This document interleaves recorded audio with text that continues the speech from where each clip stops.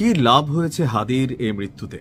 আমরা যারা content creator আছি, কিছু কন্টেন্ট বানাতে পারছি, রাজনৈতিক দলগুলো কিছু প্রোগ্রাম সমাবেশ করতে পারছে, কেউ বা হাদির নাম বেচা এখন চেতনার ব্যবসা করা শুরু করছে।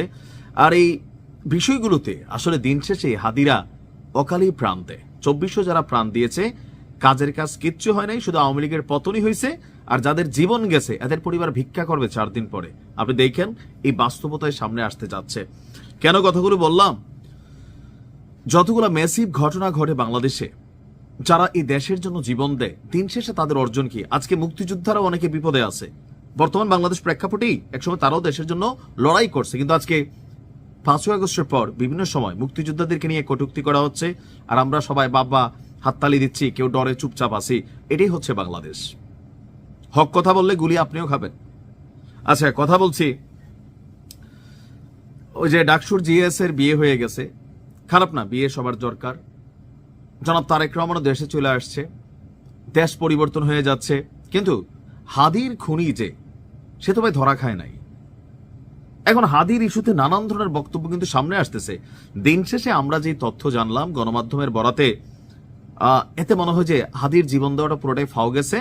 তার বাচ্চা হয়তো 2-4-10 বছর পরে দেশের প্রতি ঘৃণা তৈরি হবে যে তার বাবার মৃত্যুর বিচারটা এই দেশে হয় নাই।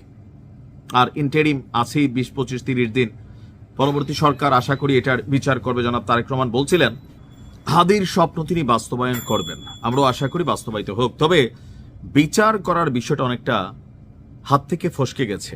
কেন? তথ্যসূত্র বলছে হাদি নির্বাচনী প্রচারণে যাওয়ার সময় তাকে গুলি করা যারা খুনিরা ছিল, শুটাররা, তাদের নিরাপদে সীমান্ত পার করে দেওয়ার একটা সুপরিকল্পিত নেটওয়ার্কের তথ্য পেয়েছে আইনশৃঙ্খলা বাহিনী। মামলার তদন্তে উঠে এসেছে শুটারদের পালানোর ব্যবস্থাপনায় গুরুত্বপূর্ণ ভূমিকা ছিলেন ঢাকা মহানগর উত্তর যুবলীগের সাংগঠনিক সম্পাদক এবং মিরপুর এলাকার সাবেক ওয়ার্ড কাউন্সিলর তাইজুল ইসলাম চৌধুরী ওরফে বাপ্পি, আর তাকে সহযোগিতা করেছেন তার ভগ্নিপতি আমিনুল ইসলাম। ঢাকা মহানগর গোয়েন্দা পুলিশ ইতিমধ্যে আমিনুল ইসলামকে গ্রেপ্তারও করেছে। এ নিয়ে এখন পর্যন্ত পুলিশ এবং র্যাবের হাতে গ্রেপ্তার হয়েছে 11 জন। হাদি হত্যাকাণ্ডের পরপরই প্রধান শুটার ফয়সাল করিম মাসুদ এবং তার সহযোগী আলমগীর শেখকে সীমান্ত পার করার বিষয়টি আগে থেকেই পরিকল্পিত ছিল। ফয়সাল ছাত্রলীগের সাবেক কেন্দ্রীয় নেতা এবং আলমগীর আদাবর থানা যুবলীগের কর্মী। এখন পর্যন্ত তদন্তে প্রাপ্ত তথ্য হচ্ছে ঘটনার রাতেই ফয়সাল এবং আলমগীর ঢাকা ছেড়েছিল। একাধিক যানবাহন পরিবর্তন করে ময়মনসিংহের হালুয়াঘাট সীমান্তে পৌঁছান। সেখান থেকে তারা অবৈধভাবে ভারতে পালিয়ে যান। আর এই সীমান্ত পারাপারের পুরো ব্যবস্থাটি সমন্বয় করেন যুবলীগ নেতা তাইজুল। তিনি তখন নিজে ভারতে অবস্থান করেও দূর থেকে টোটাল এই গেমটাকে কন্ট্রোল করেন।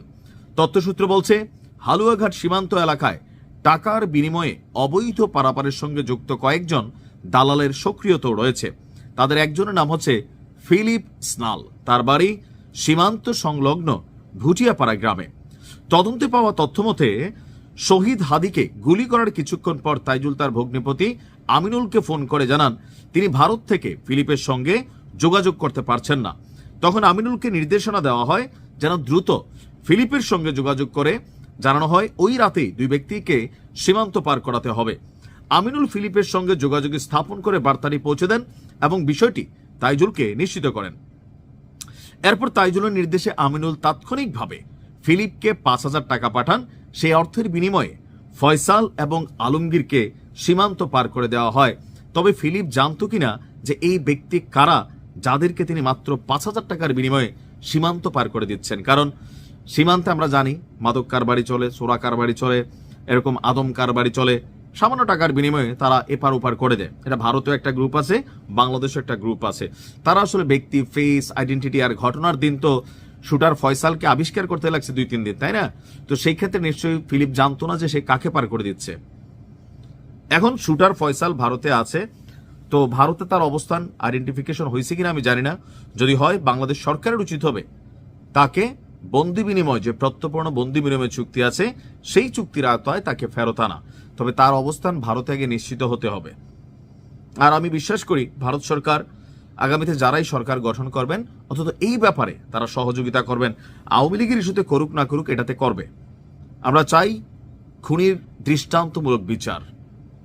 মত ভিন্ন থাকবে, দল ভিন্ন থাকবে, রাজনীতিতে ভিন্নতা থাকবে, কিন্তু ভিন্ন দলমত কোনো ব্যক্তি কথা বললেই তাকে শেষ করে দিতে হবে, এটা আসলে কখনোই শোভনীয় না। যারা এটাকে বাহবা দিচ্ছেন, কালকে আপনার সাথেও তা ঘটতে পারে। ভালো থাকুন।